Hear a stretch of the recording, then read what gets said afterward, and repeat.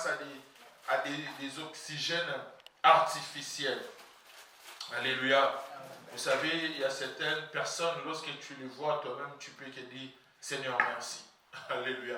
Tu regardes son état de santé, tu regardes la manière dont la personne est en train de souffrir, et tu regardes ta vie. Tu te dis, ben, c'est que moi je suis en train de traverser, c'est rien. Alléluia. Amen. Si tu vas dans des hôpitaux, on appelle ça quoi? Des EHPAD, là où il y a des gens avancés en âge, tu le vois, la personne n'arrive même plus à se tenir debout. Même à prendre simplement des bains intimes chez les femmes, elle n'arrive même pas. Il faut qu'une autre personne puisse venir en aide. Mais toi, Dieu t'a fait grâce et d'être en bonne santé en vie. Il faut simplement lui dire merci. Alléluia. Et que le nom de Dieu soit béni. Vous savez, le dimanche passé, et Dieu nous avait parlé sur un thème qui nous avait donné. Est-ce qu'il y a quelqu'un qui se souvient de ce que Dieu nous avait parlé le dimanche passé? Alléluia. Moi, j'aime chez nous parce qu'on n'a pas l'habitude d'écrire. On a tellement des cerveaux plus que des ordinateurs. On enregistre tout. Mais malheureusement, parce qu'on a trop de problèmes, on oublie vite. Mais c'est très important, vous savez, lorsqu'on parle, il faut écrire. C'est très important. C'est très important même pour toi. Imagine-toi, tu te retrouves dans un endroit où on dit, écoute, est-ce que tu ne peux pas nous exhorter pendant 5 minutes?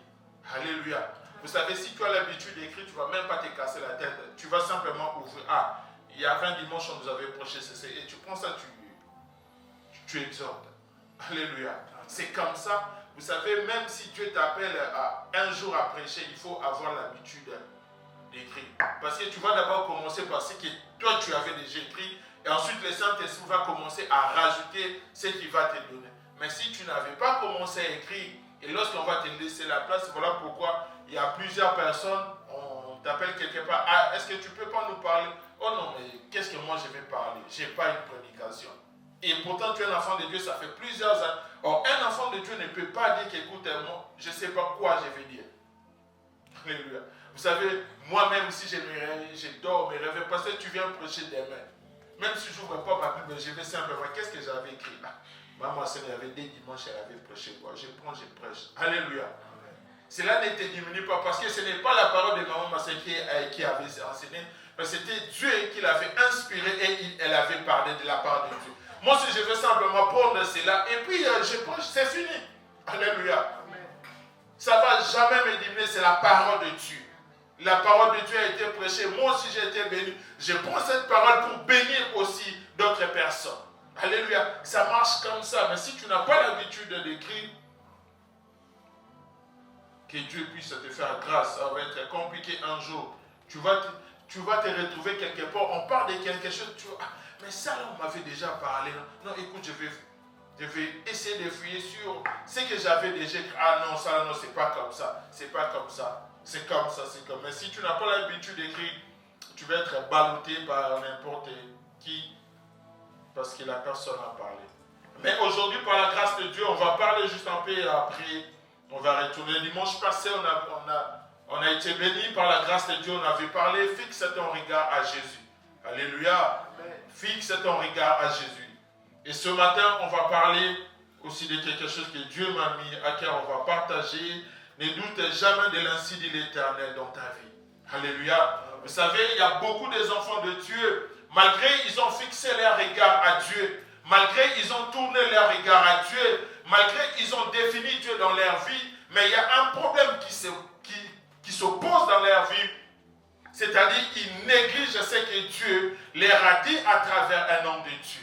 Alléluia. Bien-aimé, certes, tu peux fixer ton regard, tu peux définir, mais il y a des choses que Dieu peut te parler à travers un homme de Dieu. Et ces choses-là, si tu les négliges, tu risquerais, bien-aimé, d'attirer l'échec dans ta vie. Il y a certaines portes ne vont pas s'ouvrir. Pourquoi? Parce que tu avais négligé ce que Dieu t'avait dit à travers un homme de Dieu. Voilà pourquoi ce matin, on va parler, ne néglige jamais ou ne doute jamais de l'ainsi de l'Éternel dans ta vie, dans tes affaires. Il ne faut jamais douter, bien-aimé. Ce que Dieu t'a dit, il finira toujours par l'accomplir. Mais si tu remets en doute ce que Dieu t'a dit, c'est compliqué. C'est compliqué. Parfois, toi, tu attends que l'ange puisse descendre comme Zacharie. Peut-être que ce n'est pas l'ange qui va descendre, mais c'est l'ange de l'Éternel sous forme d'un homme de Dieu que Dieu va utiliser pour te parler, pour ton problème, pour intervenir à ta situation. Mais si toi, tu doutes, parce que c'est une personne comme toi, tu dis, ben écoute, cette personne-là, il parle comme moi, il mange comme moi, il dort comme moi, parfois il a aussi faim comme moi, parfois j'ai assez de moyens comme lui. Est-ce que cette personne, qu'est-ce qu'il peut me dire de bon de la part de Dieu? Or, Dieu t'a parlé. Vous savez, la Bible nous dit, Dieu parle d'une manière, tantôt d'une autre.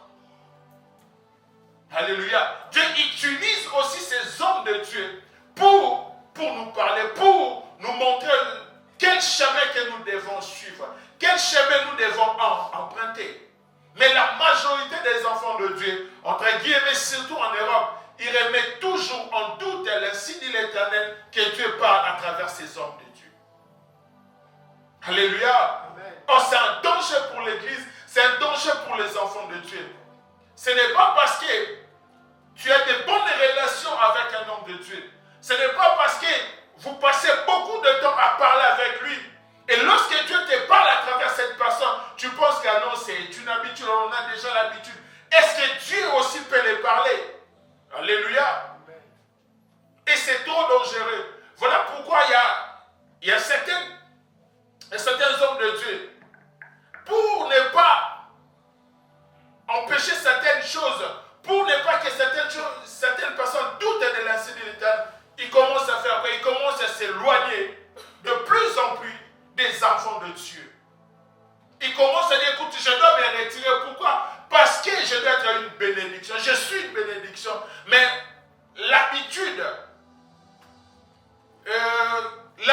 a fait en sorte que la majorité des enfants de Dieu commencent à négliger. Pourquoi? Parce qu'on se parle bien, parce qu'on s'appelle, parce qu'on mange ensemble, parce que Dieu ne peut pas me parler. Et lorsque tu remets en doute l'insigne de l'Éternel, c'est-à-dire ta vie aussi, bien-aimée, peut aussi aller vers un déclin. Allez, on va lire la parole de Dieu. Ensuite, on va continuer. Des Rois, chapitre 7, le verset 1 à 9. À la maison, tu peux lire tout le verset 8. Ça sera une bénédiction aussi pour toi, effectivement, de comprendre qu'est-ce que Dieu a voulu dire. Mais si on va juste prendre des 1 à 9. Parce que si on avait le temps, on allait tout lire. Mais ça prend beaucoup de temps. À la maison, tu peux tout lire. Je dis, pasteur, on devait simplement tout lire. Non, à la maison, tu lis tout. À la maison, quand tu ne prends pas ta Bible, tu les fermes. Mais tu dis, écoute, on nous avait dit ça, je dois quand même tout lire. 2 Rois 7, 1 à 9. Est-ce qu'on peut s'élever pour honorer la parole de Dieu? Est-ce que quelqu'un nous a trouvé pour nous faire la lecture? Je lis la parole de Dieu. Je rends grâce à Dieu. 2 Rois 7, 1 à 9. Élisée dit, écoute la parole de l'Éternel. Ainsi parle l'Éternel. Ainsi parle l'Éternel. Demain à 7 heures. Demain à 7 heures. On aura une mesure de fleur de farine, un cycle. Et 2 mesures d'or pour un cycle. Et à la porte de la Samarie. L'officier sur la main duquel s'appuyait le roi répondit à l'homme de Dieu. Quand l'Éternel fera des fenêtres au ciel, pareille chose arrivera-t-elle? Et Élisée dit, tu le verras de tes yeux, mais tu n'en mangeras pas. Tu n'en mangeras point. Il en avait à l'entrée de la porte de 4 lépreux qui se dirent l'un à l'autre, quoi, restons-nous ici jusqu'à ce que nous mourions? Si nous songeons à entrer dans la ville, la famine est dans la ville, et nous y mourrons. Et si nous rentrons ici, si nous mourrons également, alors nous jeter dans le camp de la Syrie. S'ils nous laissent vivre, nous vivrons, et s'ils nous font mourir, nous mourrons. Ils partirent donc au crépuscule pour se Syriens. Et lorsqu'ils furent arrivés à l'entrée des camps des Syriens, voici, il y avait une personne. Il n'y avait personne. Le Seigneur avait fait entendre dans le camp des Syriens un bruit de chars et un bruit de chevaux, le bruit d'une grande armée, et ils s'étaient dit l'un à l'autre, voici le roi d'Israël a pris sa solde contre nous, les rois des Égyptiens et les rois des Jébusiens, pour venir nous attaquer. Et ils se levèrent et prirent la fuite au crépuscule, abandonnant leurs tentes, leurs chevaux et leurs ânes, le camp tel qu'il était, et ils s'enfuirent pour sauver leur vie. Les lépreux étant arrivés à l'entrée du camp, pénétrèrent dans une tente, mangèrent et burent et emportèrent de l'argent, de l'or et des vêtements qu'ils allèrent cacher. Ils revirent pénétrer dans une autre tente et ils emportèrent des objets qu'ils allaient cacher. Puis ils se dirent l'un à l'autre, nous n'agissons pas bien. Nous n'agissons pas bien. Cette journée est une journée de bonnes nouvelles. Si nous gardons le silence et si nous attendons jusqu'à la lumière du matin, le châtiment nous atteindra. Venez maintenant et allons informer la maison du roi. Parole du Seigneur. On acclame très fort pour la parole de Dieu. Acclame très fort pour la parole de Dieu. Cette journée est une journée de bonnes nouvelles. Alléluia. Amen. Alléluia. Amen. Vous savez, là où on vient de lire, c'est une histoire qui s'est passée en Samarie. Et si on veut simplement résumer, voilà pourquoi je dis, si tu rentres à la maison, tu commences à partir du verset des rois 6 et tu descends jusqu'au 7, à la fin, tu vas comprendre réellement. Ici, il y avait un problème à la Samarie, dans cette ville de Samarie. La Bible nous dit que la ville a été frappée de la famine. La ville est passée à un moment très compliqué. Vous savez, pour qu'on puisse déclarer une famine, c'est-à-dire lorsque les régions atteignent un certain niveau catastrophique au niveau alimentaire, c'est en ce moment qu'on déclare la famine.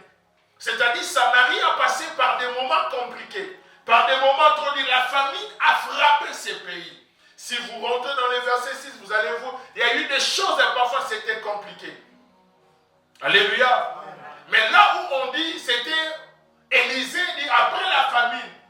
Élisée dit, l'ainsi dit l'Éternel. C'est que Dieu lui avait dit de dire par rapport à la Samarie. Il dit, écoute Samarie. Au verset 1er, Élisée dit, écoute la parole de l'Éternel, ainsi par l'Éternel. Demain à 7 heures, on aura une mesure de fer de farine pour un cycle et 2 mesures d'orge pour un cycle à la porte de Samarie. Et l'officier qui était proche du roi, il dit c'est impossible. Alléluia. Il dit, vous savez les gens, je ne sais pas, vous savez entre parenthèses, les gens qui ont fait beaucoup des études, les gens qui ont beaucoup étudié, parfois lorsque tu le parles de l'ainsi de l'Éternel, et il prend cette chose-là, il commence à calculer par rapport à son intelligence, et par rapport à des études faites, par rapport au planning, par rapport à ceci. Vous savez, l'écrivain a écrit ceci. Vous savez, par rapport à ceci, ça ne peut pas se faire. C'était pareil avec cet officier-là. Il a mis le décret de la famine à frapper la Samarie. Il dit, c'est impossible. Il est allé plus loin, même dit, même si tu es décidé à ouvrir le ciel, ces choses-là ne peuvent se faire jamais. Alléluia. Imaginez ce que Dieu a dit. Mais un officier dit, même si l'Éternel décide d'ouvrir le ciel, ça ne peut pas se faire. Pourquoi? Parce que la famine avait tellement frappé Samarie et c'était impossible de dire demain on aura ceci et cela. C'est-à-dire l'homme de Dieu était en train de prophétiser. Il dit Dieu m'a dit demain on aura, c'est-à-dire demain il n'y aura plus la famine. Mais l'officier qui était proche du roi, il dit c'est impossible. Même si Dieu décidait d'ouvrir les écluses des cieux, cette chose-là ne va jamais arriver. Et l'homme de Dieu lui dit, écoute, tu les verras, mais tu n'en mangeras point. Alléluia. Tu les verras, mais tu n'en mangeras point. Vous savez, il y a certaines choses, un homme de Dieu peut dire, il faut faire prudent, il faut être prudent. La majorité des enfants de Dieu, ils ont échoué à cause de ces choses-là.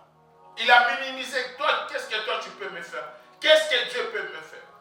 Il a remis en cause l'ainsi de l'Éternel. L'homme de Dieu dit, écoute, demain on aura ceci et il n'y aura plus la famine. Et la Bible continue à dire, en dehors de la ville, il y avait des lépreux qui étaient chassés, qui étaient mis à la quarantaine. Pas chassés, mais mis à la quarantaine, ils étaient en dehors de la ville.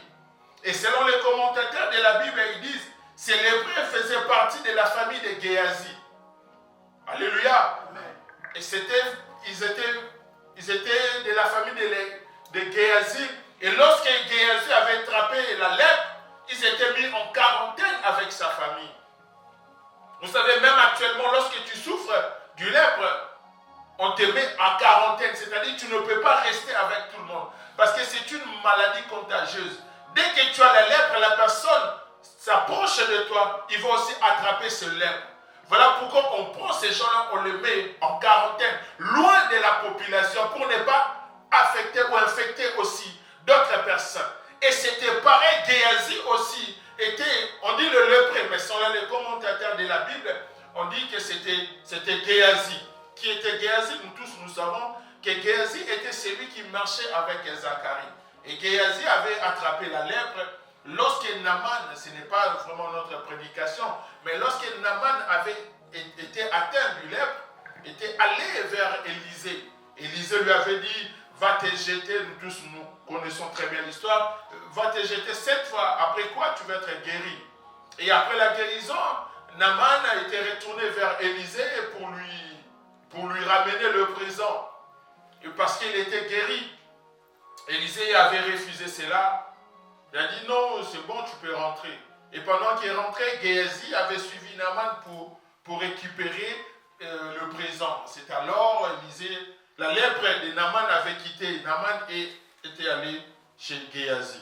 Et la Bible nous dit, ça c'est pas notre histoire, c'était juste pour qu'on puisse comprendre qui était Géasi. Mais la Bible nous dit qu'en dehors de la ville, il y avait aussi des lépreux. Ces lépreux étaient en dehors de la ville. Parce qu'ils souffraient de cette maladie, ils ne pouvaient pas rester avec la population.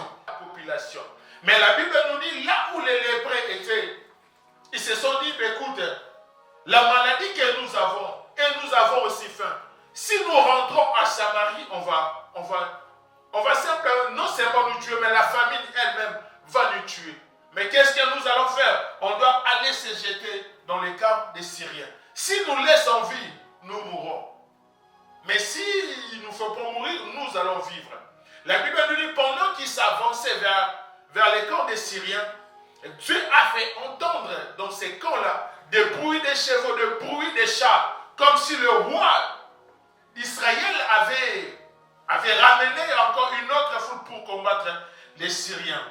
Et les Syriens, ils se sont fuis, ils ont laissé les camps, ils ont tout laissé.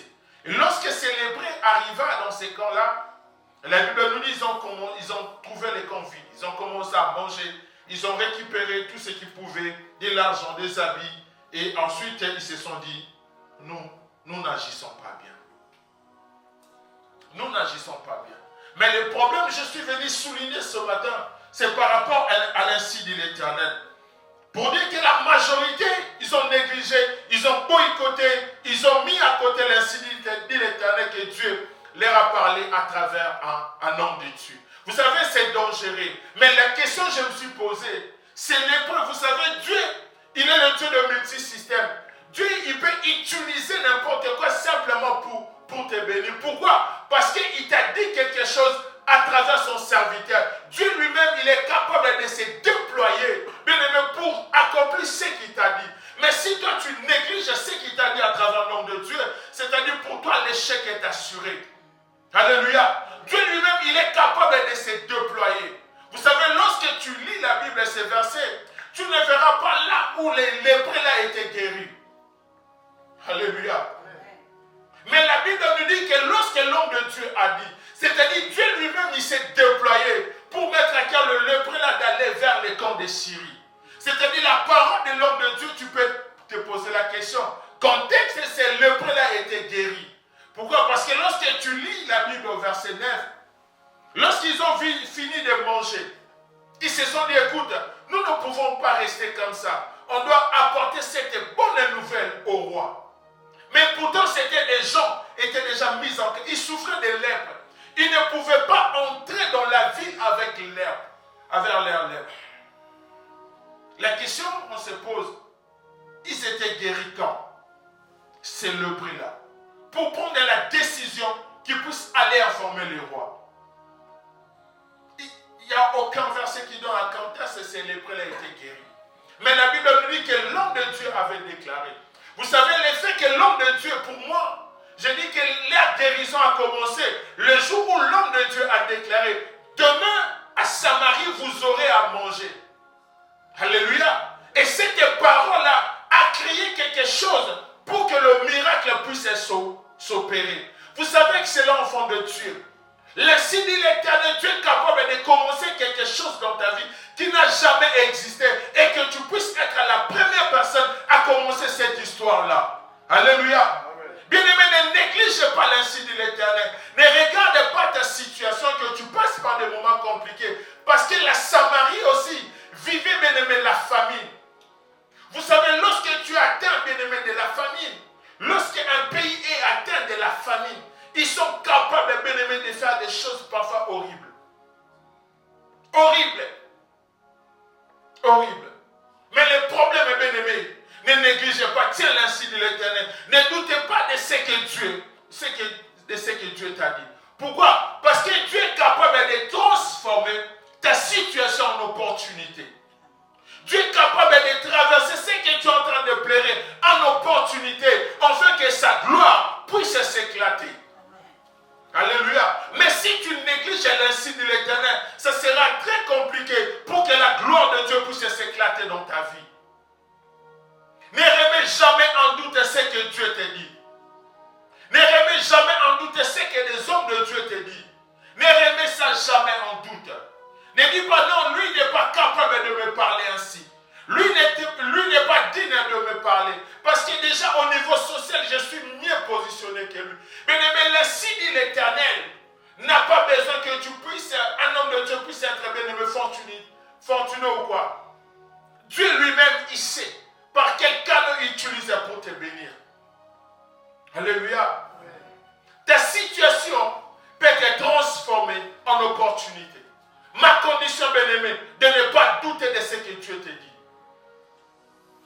Ne regarde pas ta situation. La majorité, on se focalise par rapport, bien-aimé, à la profondeur ou au degré, bien-aimé, des souffrances que nous sommes en train de traverser. Peu importe ton humiliation, Dieu est capable d'utiliser ton humiliation à une leçon, afin que sa gloire puisse s'éclater.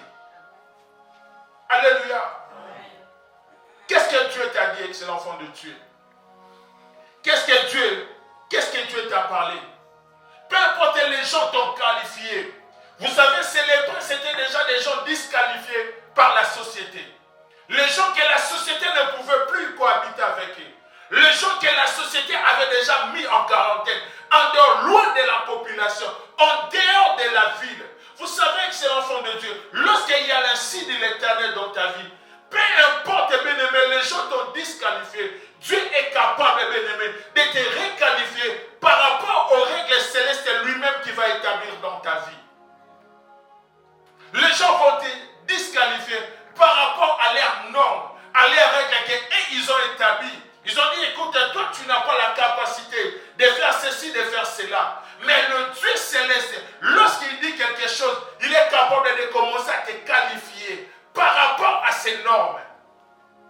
Non par rapport à tes études faites, mais par rapport à ce que lui a établi dans ta vie. Mais le problème, ne doute jamais de ce que lui il est en train de te dire. De l'insigne de l'Éternel. Cet officier, il a dit à l'homme de Dieu, même Dieu aujourd'hui décide d'ouvrir le ciel. Cette chose-là ne peut jamais s'arriver. C'est-à-dire, pour lui, c'était impossible. Oh, laisse-moi te dire, enfants de Dieu, ce qui est impossible aux hommes est possible à Dieu. Ce que le monde ne peut pas faire, ce que le monde dit que c'est impossible. Bien aimé, lorsque c'est impossible aux hommes, c'est possible à Dieu. Cet officier dit, même si Dieu décide, il y a certaines choses, il ne faut jamais les dire enfants de Dieu. Il ne faut jamais remettre le nom de Dieu en question. Qu'est-ce que Dieu t'a dit? Aujourd'hui, la majorité des enfants de Dieu sont en train de pleurer. Pourquoi ils ont remis en cause le nom? Dieu ne peut pas faire ceci dans ma vie. C'est impossible que Dieu puisse faire ça. Vous savez, moi j'ai prié. Vous savez, Dieu, c'est impossible. Dieu il est limité dans ma vie. Et lorsque tu limites Dieu dans ta vie, tu laisses les champs libres à l'ennemi d'agir dans ta vie. Tu ouvres une porte de l'ennemi puisse agir dans ta vie. Pourquoi? Parce que tu l'as limité. Le monde peut te mettre à côté. Mais si Dieu n'a pas encore dit son dernier mot, bien aimé, reste calme dans ta vie. Reste sereine dans ta vie. Reste tranquille dans ta vie. Pourquoi? Parce que Dieu ne t'a pas mis de côté. Ça, c'est les hommes qui t'ont mis à côté. Mais ce n'est pas Dieu. Alléluia. La Bible nous dit que ces lépreux étaient en dehors de la ville. En dehors de la vie, en dehors de la population. C'est-à-dire, il n'y a aucune personne de les calculer. Il n'y a aucune personne pensée à eux. Il n'y a aucune personne pouvait que ces lépreux pouvaient aussi apporter quelque chose dans ce pays. On dit 4 lépreux. Ils n'étaient pas, mais ils étaient 4. Mais Dieu a utilisé ces 4 pour ramener une restauration dans un pays. Dieu peut t'utiliser, bien-aimé, pour ramener une restauration dans ton entourage, dans ta famille, là où tu travailles. Dieu est capable d'être utilisé. Ne te minimise pas. Dieu est capable de passer par toi. Mais le problème avec ces enfants de Dieu, ne remet jamais en doute ce que Dieu t'a dit. Ce que Dieu t'a dit. La majorité des enfants de Dieu, ils remettent toujours en doute l'ainsi de l'Éternel. Et aussi la majorité, ils sont des égoïstes dans leur vie. L'égoïsme avec ces enfants de Dieu tue l'œuvre de Dieu. Tue. Combien, bien-aimés, combien, excellents enfants de Dieu, leur égoïsme atteint un certain niveau. Parfois, tu ne peux pas expliquer. Dieu peut t'utiliser. Voilà pourquoi Dieu peut t'utiliser pour amener une restauration partout où toi tu es. Mais lorsque tu es un canon de bénédiction, il ne faut pas se frapper la poitrine. Il faut regarder aussi derrière. Il faut aussi regarder aussi à côté. Si toi, Dieu t'a élevé dans la prière, prie, soutiens aussi les autres. Soutiens aussi les autres. Vous savez, célébrer après avoir entré dans la ville, après avoir récupéré ce qu'ils pouvaient récupérer, après avoir mangé, après avoir obtenu, ils se sont dit, écoute, nous n'agissons pas bien. Nous n'agissons pas bien. Il y a certaines actes que tu es en train de poser. Excellent fond de Dieu, tu n'agis pas bien. Tu n'agis pas bien pour l'Église. Tu n'agis pas bien pour le corps du Christ. Et tu n'agis pas bien pour l'œuvre de Dieu. La majorité, ils regardent d'abord eux. D'abord et pas les autres. Il veut d'abord que moi d'abord, pas les autres. Moi d'abord, je m'en fous des autres. Dieu ne va jamais passer. Mais si tu te comportes ainsi, Dieu ne va jamais passer par toi. Tu peux avoir la grâce de Dieu, tu peux avoir les talents, mais si tu es égoïste dans ta vie, Dieu ne va pas t'utiliser. Dieu ne va pas te bénir. La main de Dieu ne va pas se manifester dans ta vie. Pourquoi? Parce que toi, c'est d'abord toi, pas les autres. Mais c'est les prêts, ils se sont dit, écoute, nous n'agissons pas bien. Alors, informer au roi ce que Dieu a fait. Alléluia. Est-ce qu'il y a quelqu'un aujourd'hui, ce matin, qui peut dire, écoute, je n'agis pas bien, maintenant je dois m'élever. Je dois m'élever pour l'Église. Je dois m'élever pour l'œuvre de Dieu.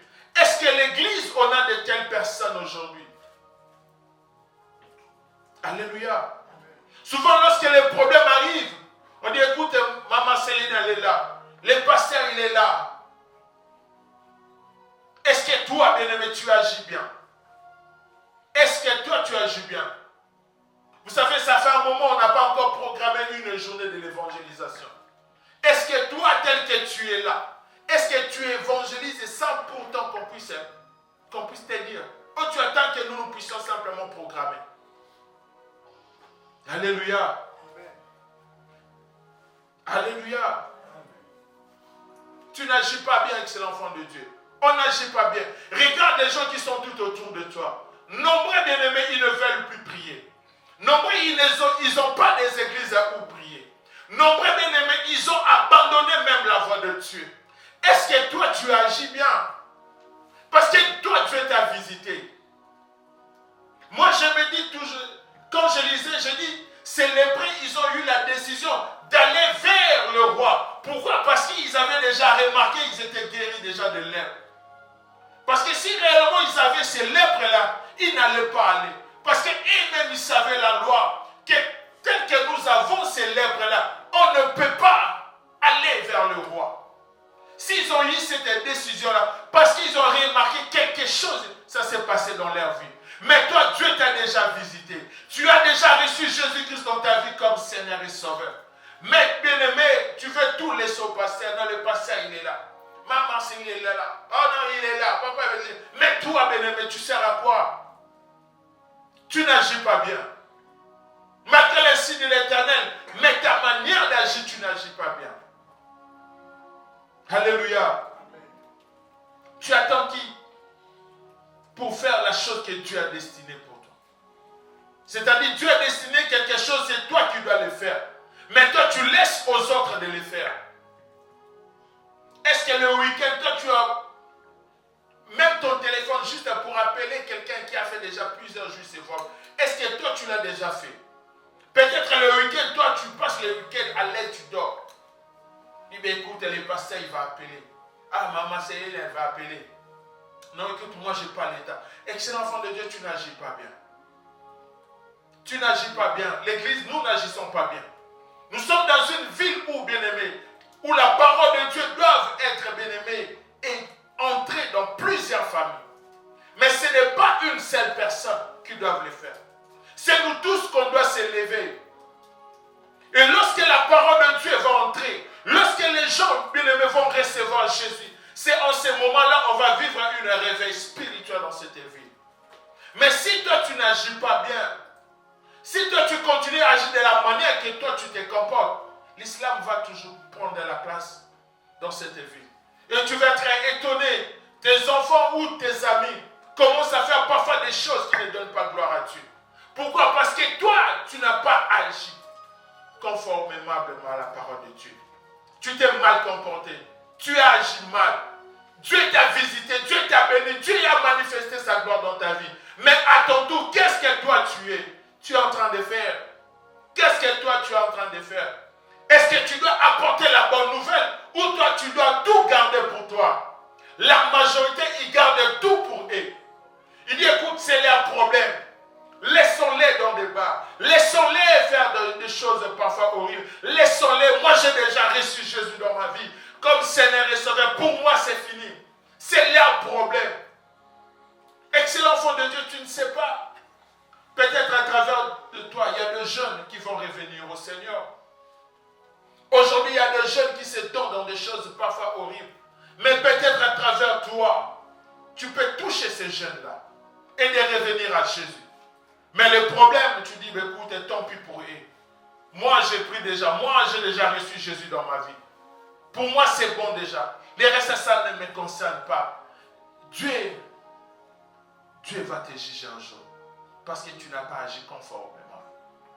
Si tu as fait grâce, que ces lépreux puissent avoir à manger, ce n'était pas bien aimé. Parce qu'eux, ils avaient marché. Mais c'est à cause de l'insigne de l'Éternel que Dieu avait dit à l'homme de Dieu, demain vous aurez ceci. Et Dieu s'est déployé pour accomplir ces choses. Aujourd'hui, toi, tu as reçu Jésus. Parfois, Dieu a utilisé un homme de Dieu pour te parler. Et toi, tu as reçu Jésus-Christ. Et maintenant, tu es le corps du temple de l'Esprit de Dieu. À ton tour, qu'est-ce que toi, tu es en train de faire? Qu'est-ce que toi, tu es en train de faire? Qu'est-ce que toi, tu es en train de faire? Est-ce que c'est normal pour évangéliser, il faut que l'église te dise qu'on doit évangéliser? Est-ce que pour appeler ton frère, ta soeur, il faut que nous puissions te dire appelle? Est-ce que c'est normal avec ces enfants de Dieu?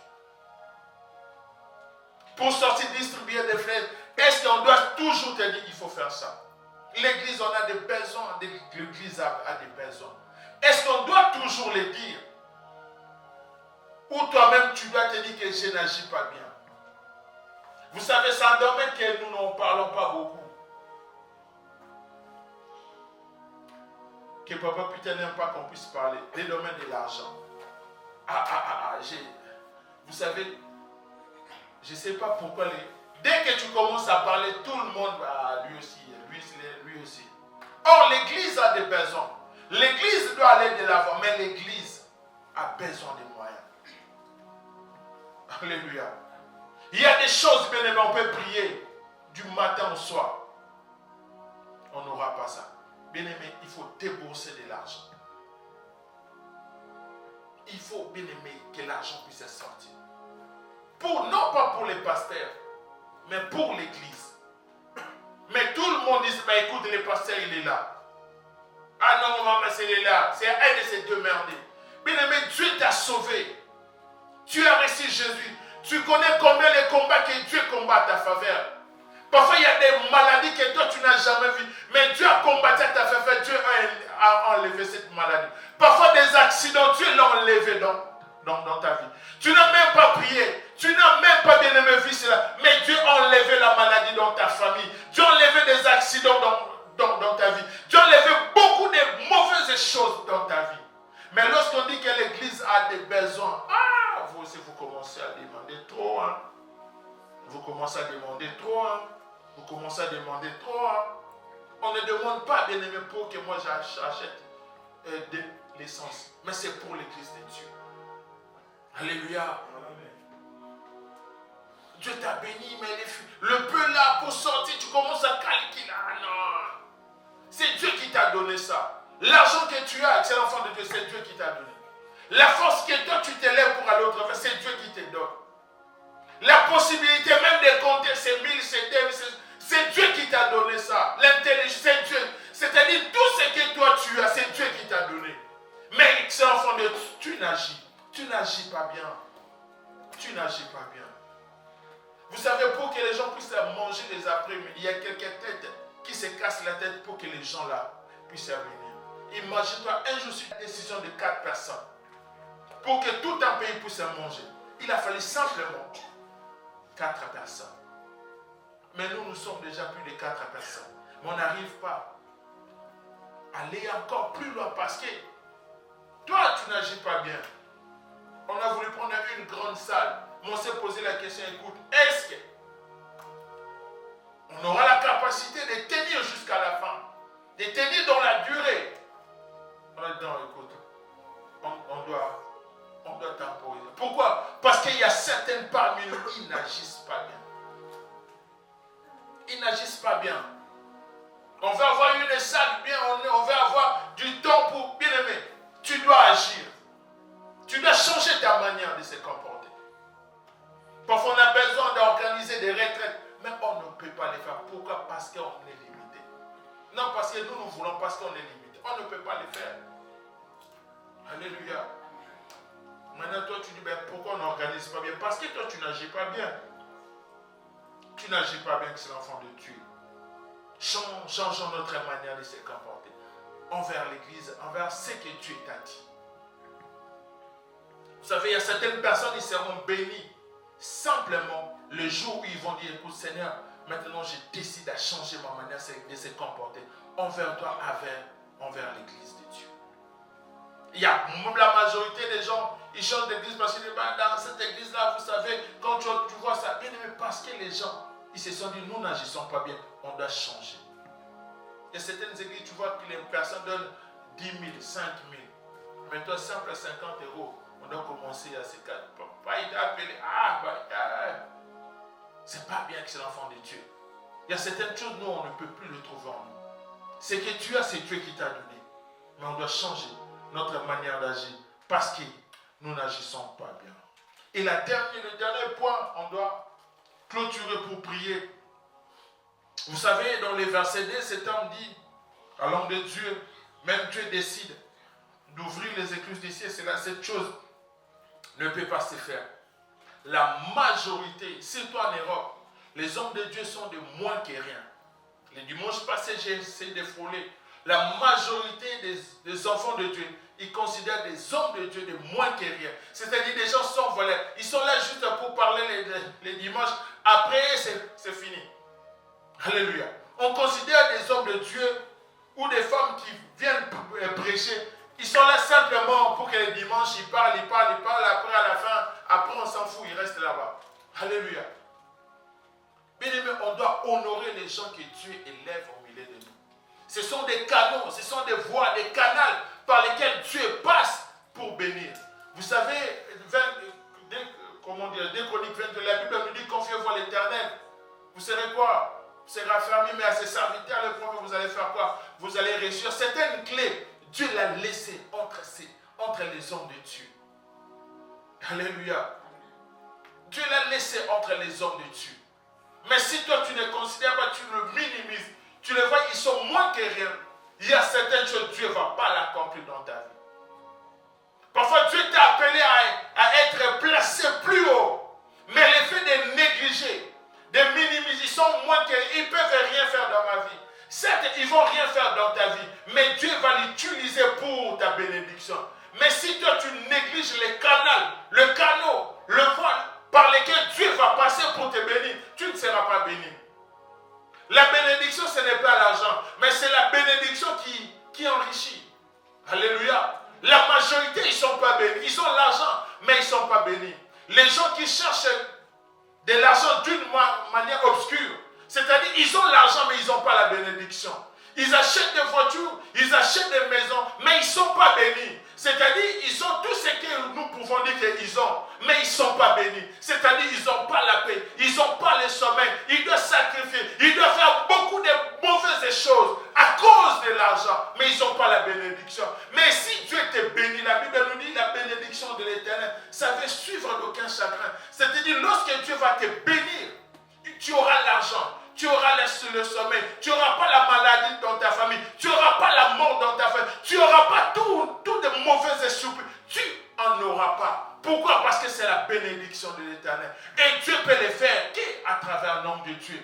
C'était un homme de Dieu, c'était Élisée qui avait dit, demain la Samarie n'aura plus la famille. Dieu a passé pour accomplir cette chose-là dans tout un pays. Combien, bien aimés, nous négligeons des gens que Dieu a placés devant nous? Alléluia. Combien, bien aimé? Il suffit qu'une personne te pose la question. La phrase qui va sortir de ta bouche, combien ils sont blessés au-dedans d'eux? Tu viens à l'église et au-dedans de lui, il est blessé. Parce que tu lui as parlé comme si c'était ton enfant. Peu importe ton âge, peu importe ton statut. Bien aimé, lorsque Dieu place les gens devant toi, il faut l'honorer. Alléluia. Vous savez, lorsque Naaman, pour rentrer en arrière, Naaman était venu en Israël pour obtenir la guérison. Naaman n'était pas directement allé voir Élisée. Il était allé d'abord voir le roi. Mais lorsque le roi a vu Naaman, avec une lettre, on a dit, écoute, tu dois guérir Naaman. La Bible nous dit que le roi déchira ses vêtements. On va les lire dans 2 Rois 5. Il avait déchiré ses vêtements pour dire, comment est-ce que moi je peux guérir cet homme? Alléluia. Parce que Naaman n'était pas n'importe qui. Et lorsque le roi vit avec une lettre, tu dois guérir Naaman, il a déchiré, il a dit non, ce roi ici me cherche des problèmes. Moi, je ne peux pas guérir cet homme. Alléluia. Mais il y avait un homme de Dieu au nom d'Élisée. Il a dit, envoyez-moi Naaman. Lorsque Naaman est arrivé avec tous ses gardes, il a dit, va te jeter. Il n'a même pas vu Naaman. Il va te jeter cette fois. Alléluia. Le roi avait déchiré les habits. Mais un homme de Dieu, il n'a même pas vu Naaman, il va te jeter. Alléluia. Bien-aimé, si tu considères les gens que Dieu établit devant toi, tu verras des portes, comment est-ce qu'ils vont commencer à s'ouvrir dans ta vie. La majorité, ils ne sont pas bénis. Pourquoi? Parce que tu injures déjà l'homme de Dieu. Tu les critiques déjà. Tu le parles mal. Dès que toi tu sors de l'église, Ces petits-là, c'est une aventure. Dieu ne va pas te bénir. Peu importe sa prière va se transformer en malédiction pour toi. Des bonnes paroles qu'il a prononcées dans ta vie va se transformer en malédiction. Combien ils sont ici en Europe, mais leur vie est toujours en train de balloter. Leur vie n'est pas stable. Pourquoi? Parce que dans leurs paroles, ils minimisent, ils critiquent, ils l'injurent. Et Dieu, bien-aimé, s'élève toujours pour combattre, bien-aimé, pour ses serviteurs. Alléluia. Amen. Et ne néglige jamais, ne minimise jamais que l'homme de Dieu, que Dieu a établi. Il faut l'honorer. Vous savez, pour finir un témoignage d'un homme de Dieu à Lubumbashi, c'était une femme après la conversion. Il a témoigné de cet homme de Dieu. Il a dit, nous tous les sorciers, on avait peur de cet homme. Mais on a eu à tuer cet homme à cause de son église. Il a dit, lorsque ce pasteur commençait à prier, tous les sorciers qui étaient aux environs, ils étaient mal à l'aise. C'est-à-dire, tout ce que vous voulez faire cette nuit-là, vous ne pouvez plus le faire. Parce qu'il a commencé à prier. Il dit, si cet homme commençait à prier là, nous tous, on était mal à l'aise. Dans notre monde satanique là, nous tous, on était en dépendance. Parce qu'une seule personne commençait à prier. Si se mettait à genoux, tout ce que nous voulons faire la nuit, on ne pouvait pas. On ne pouvait pas sortir, on ne pouvait rien faire. Si décidait de prendre une semaine, c'est-à-dire pendant une semaine, rien ne pouvait se faire. Tout était bloqué à cause d'une seule personne. Maintenant, il a tué cet homme à cause de son église. Parce que l'église négligeait cet homme-là. Cet homme-là, parfois, il passait des moments compliqués. Si tu le voyais, tu ne pouvais même pas faire attention à lui. Il n'avait rien, cet homme, mais il avait la puissance, il avait l'onction. S'il décidait de se lever, tout ce que nous, imagine-toi, c'est une sorcière en train de témoigner. Il dit, mais on l'a réussi. Pourquoi? On l'a réussi à les tuer à cause de son église. L'église ne l'honorait pas. L'église l'a négligé. Et cet homme, malgré la puissance, il avait quand même certains manques dans la vie. On a utilisé quoi? On a utilisé une femme. Et cette femme-là se présenta comme un partenaire. Imagine maintenant. Imagine les passés, et même $100 était compliqué, mais il reçoit une partenaire. 10 000, 20 000. Oh! Il dit, mais ça c'est la main de Dieu. Oh! C'était une missionnaire. Alléluia. Pendant que pasteur, c'est-à-dire l'église, elle les voyait comme si c'était moins que rien. Mais dans le monde diabolique, c'était quelqu'un de trop dangereux. Mais l'église a utilisé cette femme-là jusqu'à séduire l'homme de Dieu. Et le jour où ils ont tombé en intimité, la femme a récupéré juste la sémence de l'homme de Dieu pour aller travailler et tuer l'homme de Dieu. C'est comme ça qu'on a réussi à mettre à genoux cet homme parce qu'il nous mettait mal à l'aise. Et cette femme-là dit, mais le jour où j'ai ramené cette sémence, personne n'avait cru dans leur monde. Il dit, écoutez, j'obtenais cet homme. Il dit, même notre grand maître, il ne croyait pas. Il dit, c'est impossible. Comment est-ce que toi tu as réussi? Il a dit, ce jour-là, c'était la fête toute la nuit. Ils ont fêté parce qu'ils ont eu l'homme de Dieu. Excellent enfant de Dieu, honorons ce que Dieu a établi. Alléluia.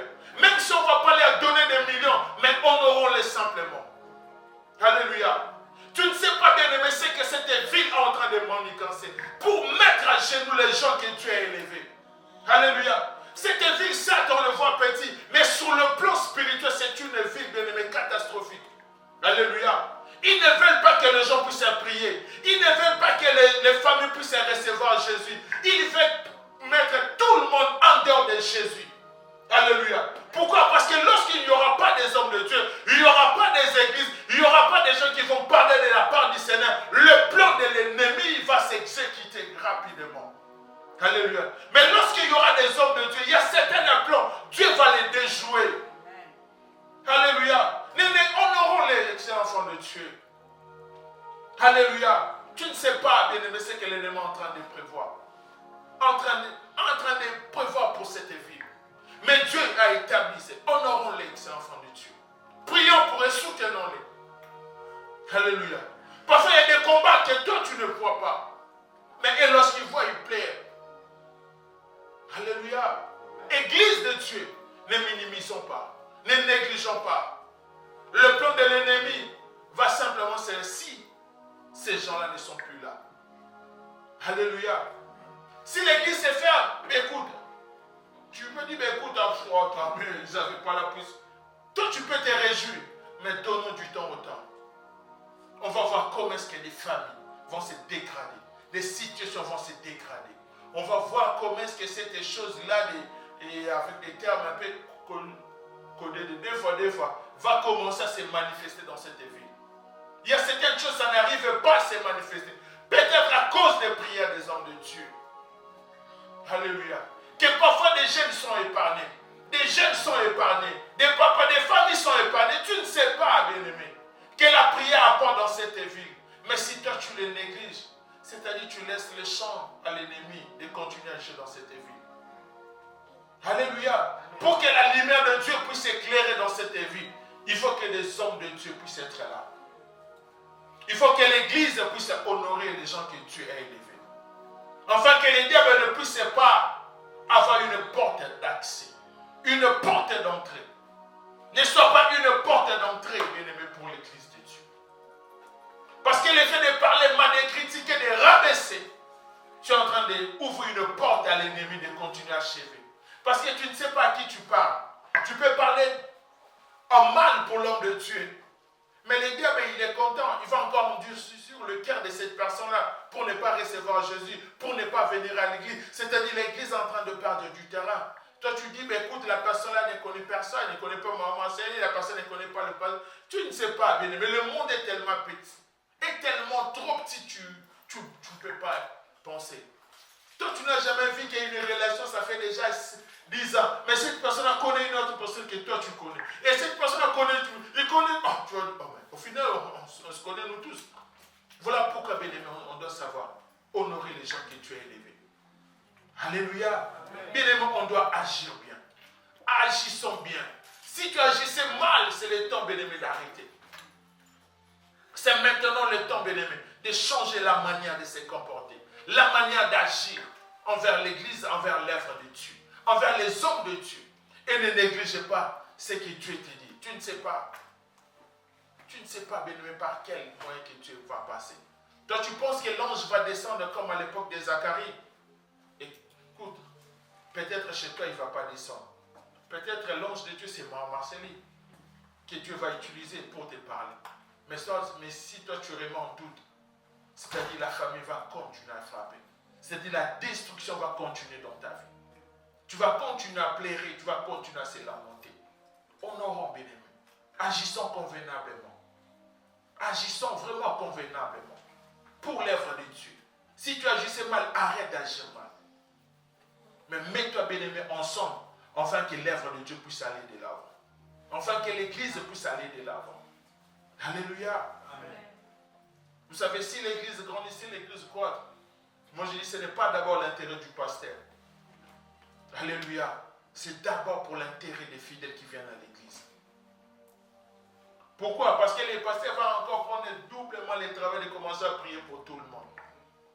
Alléluia. Amen. Obligé, il faut prier papa Alberto, il faut prier papa Michel, il faut prier maman Lili, ici, c'est-à-dire les travailleurs. C'est-à-dire les gens bénéficiaires numéro 1, c'est d'abord les fidèles. Tu travailles d'abord toute la journée, mais la nuit, tu dois prier aussi pour l'église. Alléluia. Amen. Et les diables met en doute, je vais finir par là. Vous savez, c'est qu'aujourd'hui, les diables sont en train de... Ça fait déjà des années. Ah, il ne faut pas donner, tu fais enrichir ces hommes-là. Ah, il ne faut pas donner, ces gens vont commencer à devenir des millionnaires. Ce n'est pas à travers l'offrande qu'un homme de Dieu peut devenir millionnaire. Moi, je ne pense pas. Je ne sais pas, mais moi, je ne pense pas. Dieu décide de bénir ces hommes de Dieu au moment voulu que lui-même décide de bénir, il va bénir. Amen. Ce n'est pas à travers les offrandes. Ce n'est pas parce que toi tu soutiens l'église. Ce n'est pas parce que toi, même si tu me donnes $10 000, ce n'est pas parce que tu m'as donné $10 000 que je serai riche. Rien du tout. Alléluia. Je vais devenir le jour où Dieu lui-même va décider que maintenant je dois avoir des millions. C'est ces jours-là. Alléluia. Ce n'est pas parce que tu peux me donner 100 000. Non, excellent enfant de Dieu. C'est le jour où Dieu lui-même peut décider. Tu peux me donner 100 000. Je peux donner 10 000, 20 000. À l'église a besoin. Et puis c'est fini. Mais le jour où Dieu décide de bénir son serviteur, c'est ce jour-là que l'homme de Dieu va être béni et peut avoir beaucoup d'argent. Alléluia. Enlevons ça dans nos têtes. Ce n'est pas parce que tu vas contribuer pour l'église. Ce n'est pas parce que tu vas payer les lois. Ce n'est pas parce que tu vas donner. Ce n'est pas parce que tu vas soutenir que les hommes de Dieu vont devenir des riches, des millionnaires. Enlevez cela. Parce que le diable, il sait quelle puissance est cachée lorsque tu donnes. Alléluia. La main qui donne, c'est la main qui reçoit. Et la Bible nous dit, tant que la terre subsistera, la loi de la semaine et de la moisson ne passera jamais. C'est-à-dire, lorsque tu donnes, tu es en train de semer parce que tu vas récolter. Mais le diable, pour t'empêcher que tu puisses te récolter, c'est-à-dire, il va commencer à t'empêcher que tu puisses faire quoi? À commencer à s'aimer. Pour que le monde soit sauvé, la Bible nous dit, quand Dieu a tant aimé le monde, il a fait quoi? Il a donné son fils, afin que celui qui croit en lui ne périsse point. C'est-à-dire, pour que le monde soit sauvé, il a fallu que Dieu puisse faire quoi? Puisse donner. C'est-à-dire, il y a tellement de pouvoir lorsque tu donnes. Et le diable, il est au courant et il sait que lorsque tu vas donner, il y a des portes qui ne vont jamais se fermer dans ta vie. Il ne va jamais avoir la main sur toi. Voilà pourquoi il commence d'abord à t'inculquer ces choses-là. Ne donne pas. Parce qu'il sait quel pouvoir se cache dans ces choses-là. Alléluia. Vous savez, pour que le feu puisse descendre, lorsque Élie avait établi, avant que Élie puisse invoquer le feu, il a fallu quoi? Il a fallu que les gens puissent jeter de l'eau. Et c'était un moment de crise. Parce qu'il n'y avait ni pluie, ni eau pendant 3 ans. Mais il a demandé quoi? De jeter de l'eau. C'est-à-dire qu'il a fallu qu'il puisse donner des choses qui étaient précieuses pour eux. Afin que le feu puisse descendre et Dieu puisse faire la différence. Il y a des moments quand tu vas commencer à lever pour faire la différence dans ta vie. Mais le diable, il est tellement au courant et il sait. Parce que c'était l'ange. Alléluia. Il sait quel pouvoir se cache. Il va commencer à ne donne pas. Ne donne pas. Et toi, si tu vas dire, non, je ne vais plus commencer à donner. Parce qu'il sait qu'il y a des portes qui ne vont jamais s'ouvrir dans ta vie. Alléluia. Il va t'empêcher que tu puisses arriver. Il va commencer à t'impliquer. Et toi aussi, comme tu ne connais pas, dis, ben écoute, je ne donne pas. Oh, je ne donne pas. L'offrande, je ne donne pas. Là, il dit, oh, je ne donne pas. Ah, je ne donne pas. Moi, je viens, je prie. C'est bien. Spirituellement, tu seras fort. Mais financièrement, c'est à toi de voir. Alléluia. Viens, on va prier. Jeune, on va gêner. Spirituellement, toi, oh, tu vas commencer financièrement, physiquement comme ça. Il y a des portes qui ne vont jamais s'ouvrir. Là, c'est la vérité. Et les diables, il est au courant ici. Tu vas prier, des chaînes vont tomber. Mais physiquement comme ça, tu te réveilles comme ça, tu commences à prier. Mais j'ai prié toute la nuit, mon Dieu. Mais le jour comme ça là, rien du tout. Voilà pourquoi les diables est au courant ici. Excellent enfant de Dieu, on va se mettre debout.